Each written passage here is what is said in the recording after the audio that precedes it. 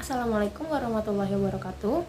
Halo semuanya, perkenalkan nama saya Vega Syaladita Pratiwi dengan NIM PO 62313212239 dengan prodi D3 Gizi Reguler 22 yang sekarang berada di semester 4 di Poltekkes Kemenkes Palangkaraya. Pada video ini saya akan memaparkan rencana karya tulis ilmiah saya dengan topik gambaran pengaruh pemberian air rebusan daun salam dalam menurunkan kadar asam urat. Masuk ke latar belakang, gout arthritis merupakan salah satu penyakit degeneratif yang ditandai dengan adanya kenaikan kadar asam urat dalam darah. Penderita gout arthritis di seluruh dunia berdasarkan data WHO sebanyak 33,3% pada tahun 2018. Sedangkan menurut data Riskesdas tahun 2018, prevalensi penyakit asam urat berdasarkan diagnosa tenaga kesehatan di Indonesia ialah 11,9%. Prevalensi penyakit sendi berdasarkan diagnosis dokter pada penduduk umur di atas 15 tahun di Provinsi Kalimantan Tengah, khususnya Kabupaten Kota Waringin Timur, sebesar 19,95%. Penanganan yang dilakukan ialah berupa pengobatan dan menjaga pola makan. Selain itu, terdapat pula pengobatan secara herbal melalui konsumsi air rebusan daun salam. Penelitian sebelumnya pernah dilakukan dan terbukti dapat menurunkan kadar asam urat walaupun tidak secara signifikan. Masuk ke rumusan masalah. Rumusan masalah yang saya ambil ialah bagaimana gambaran pengaruh pemberian air rebusan daun salam dalam menurunkan kadar asam urat pada penderitanya sebagai pengobatan alternatif non-farmakologi. Masuk ke tujuan dan manfaat. Tujuan secara umum menganalisis gambaran pengaruh pemberian air rebusan daun salam dalam menurunkan kadar asam urat pada penderitanya. Sedangkan tujuan khususnya yang pertama, mengidentifikasi kadar asam urat sebelum pemberian air rebusan daun salam. Yang kedua, mengidentifikasi kadar asam urat setelah pemberian air rebusan daun salam. Dan yang ketiga, menganalisis gambaran pemberian air rebusan daun salam terhadap penurunan kadar asam urat. Manfaat secara teoritis ialah penelitian ini diharapkan dapat memberikan manfaat dalam perkembangan ilmu pengetahuan yang sesuai pada bidangnya tentang pengobatan alternatif dan non-farmakologi dalam menurunkan kadar asam urat melalui pemberian air rebusan daun salam. Manfaat praktisnya yang pertama bagi tenaga kesehatan, air rebusan daun salam dapat digunakan sebagai pengobatan alternatif non-farmakologi. Yang kedua bagi masyarakat, air rebusan daun salam dapat menurunkan kadar asam urat bagi penderitanya. Yang ketiga bagi institusi, penelitian yang dilakukan menjadi tambahan referensi pada perkembangan pengetahuan dalam perlengkapan bahan pustaka tentang pengobatan alternatif pada penderita asam urat. Dan yang keempat bagi peneliti selanjutnya ialah dapat menjadi referensi bagi penelitian selanjutnya mengenai gambaran pengaruh pemberian rebusan daun salam bagi penderita asam urat. Masuk ke tinjauan pustaka. Yang pertama ada landasan teori. Landasan teoris di sini saya berisi yang pertama konsep daun salam, yaitu ada definisi, sifat kimia dan efek farmakologis, manfaat bagi kesehatan, serta penggunaan dalam pengobatan tradisional. Dan yang kedua ada konsep asam urat, itu berisi definisi, etiologi, cara pemeriksaan, klasifikasi, gejala, organ yang berpotensi terserang, kemudian ada faktor resiko, pencegahan, serta upaya penanganan. Kemudian yang ketiga ada pengaruh pemberian air rebusan daun salam pada penderita asam urat. Daun salam adalah salah satu tanaman yang dapat digunakan sebagai terapi non-farmakologi dengan cara merebus 10-15 lembar daun salam dengan air 700 cc, kemudian dibiarkan mendidih sampai tersisa 200 cc. Setelah itu disaring dan diminum satu kali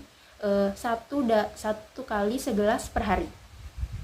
Daun salam mengandung flavonoid sehingga dapat digunakan sebagai peluru kencing atau diuretik. Sebagai diuretik, daun salam mampu memperbanyak produksi urin pada tubuh sehingga dapat menurunkan kadar asam urat dalam darah melalui urin. Kemudian masuk ke kerangka konsep. Kerangka konsep saya berisi faktor yang meningkatkan kadar asam urat berdasarkan patofisiologi. Yang pertama ada produksi asam urat berlebih, yang kedua pembuangan asam urat berkurang, yang ketiga kombinasi produksi asam urat berlebih dan pembuangan berkurang menurut Suirauka tahun 2012.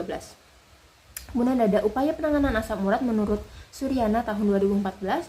Yang saya ambil ialah yang saya teliti ialah kadar asam urat diturunkan dengan mengonsumsi air rebusan daun salam dengan sasaran masyarakat dengan rentang usia 40 sampai 55 tahun, kemudian diidentifikasi dengan menggunakan kadar asam urat normal pada laki-laki yaitu 3,4 sampai 7 mg per desiliter, kemudian perempuan 2,4 sampai 5,7 mg per desiliter menurut Sri Rauka tahun 2012.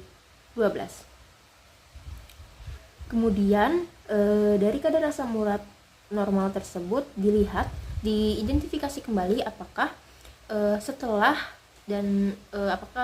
pemberian air rebusan daun salam ini apakah menurun kadar asam uratnya atau meningkat atau malah tetap.